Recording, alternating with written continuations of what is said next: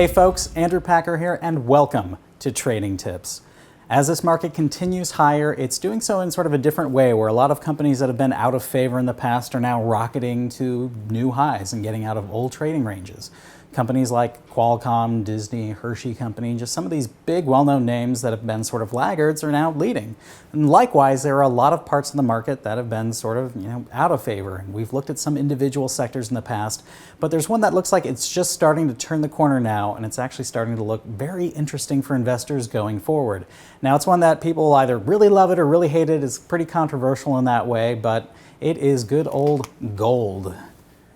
That yellow metal that we used to use as money, but we don't anymore. Now, the thing about gold is the fact that it's a commodity, and like any commodity, there's going to be a supply and a demand for it. The supply is provided by gold miners. In the case of gold, where most of the metal doesn't get destroyed over time, but just gets sort of saved in vaults, or people have it as jewelry to pass on generation after generation, the supply of gold tends to accumulate.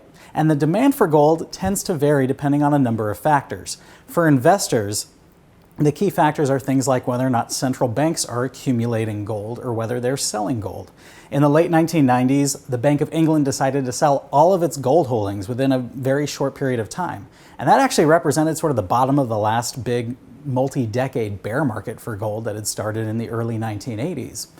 Likewise, in the past few years, central banks have started to become net buyers of the metals, especially countries like Russia and China that realize, we're not always going to be seen as the best actors in the international scene, and we shouldn't have all of our reserves or a disproportionate amount of our reserves in the US dollar. We want to have that diversification, and gold can provide that. But there are some other factors like mining. Over the past 3 decades, South Africa, once the largest supplier to the market of gold from mining operations, has seen big declines in its drops. And new discoveries around the world happen all the time, but the total quantity of those discoveries, the proven reserves, have been far less than what's been going on. So the total supply of new gold coming on the market is likely to continue to drop. And we're seeing demand is continuing to go up. So that's a pretty good recipe for higher prices. And you also have in the short term a lot of fears, geopolitical fears, fears that the stock market's going to sell off, fears that the Federal Reserve is going to keep interest rates too low and print more money, or other central banks are going to print more money, and this is going to cause a lot larger inflation than we've seen. These things all add up very well for gold. And over the past about 3 years now, since early 2016, gold prices have gone from $1,050 an ounce to now they're getting up to about $1,400. And in the past few weeks, it's gone from sort of a 5-year high to the metal to a 6-year high. Gold's last peak was about $1,900 back in 2011. It got down to this $1,050, and it's just been taking a very long time to gradually head higher. But now that we're sort of getting these headlines about the multi-year highs, people are starting to look at it more as an investment and a hedge and even a possible trade, because it's starting to get this positive momentum underneath it. Now, if you're an investor in gold and you've just been buying the physical metal, that's great. You've been making money here. But the gold mining companies, where I think the real value is going forward, even during this period for the past few years with gold prices going up, they haven't done as well. But I think they will in the future, and I think they're the best trade for gold heading higher, and I think they're one of the few sectors that could really give investors big market-beating returns in the next couple of years. And why is that? It's because of leverage. So imagine this. Imagine that gold just costs, say, $1,000 an ounce.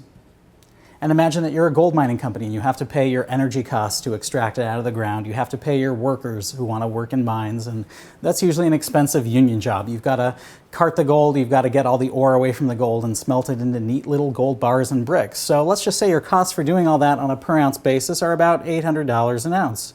Okay, so you're making $200 an ounce, or about a 20% return on your money. But say the price of gold doubles overnight to $2,000. Well, what isn't going to double overnight is your energy costs. Short term, it's going to be fairly fixed. It can creep up or down over time. Your labor costs going to creep up or down over time, that sort of thing. So now all of a sudden, instead of $200, you're making $1,200, and that is a much better percentage return. You're looking at about, a 6-fold increase in the amount of income you're getting just from the price going up double. So this is why the gold mining companies do very well during periods when gold prices are heading higher. Now, they haven't in the past few years because a lot of the price moves in golds have been sort of gradually up and then pulling back a bit and then slightly moving higher. So we've reached a point where, now that we're getting this investor interest, there could be some huge opportunity ahead. Now, as Mark Twain once quipped, a gold mine is essentially a hole in the ground with a liar on top. Now, today, that's a lot different because there's a lot of disclosure requirements, and companies are always happy to announce when they have a big find. And with the new technologies, they're doing a much better job at pinpointing kind of smaller reserves of gold that in the past, might not have made a lot of sense to get to. But we have better technology finding it and exploring for gold and developing those properties once we do find them. So there are a lot of different ways to play gold. I think you can start with some of the major gold companies in the market, such as Gold Corp, ticker GOLD. You've got companies like Newmont Mining, ticker NEM. Got companies like Anglo Gold Ashanti, AU. These are all the big players, and they're going to do pretty well, especially, because of sort of that leverage angle that we get. But there's one type of company that really plays this leverage angle to the hilt, and it's what's called a royalty company. This is probably a great area just to put a little bit of money now with the expectation that no matter what happens with gold prices, or even if they go back a little bit on backslide and trade sideways, as commodities tend to do, you're going to do pretty well there, because this is the kind of company that lends money to a mine in the first place, and then they get gold at a fixed cost, typically well below the market price. So as long as it goes up, they're going to get the best leverage out of it, and they pretty much have very little downside unless gold prices were to suddenly drop, even below their old low of $10.50 an ounce. So in this area, I think one of the big leaders is a company called Franco-Nevada. The ticker is FNV.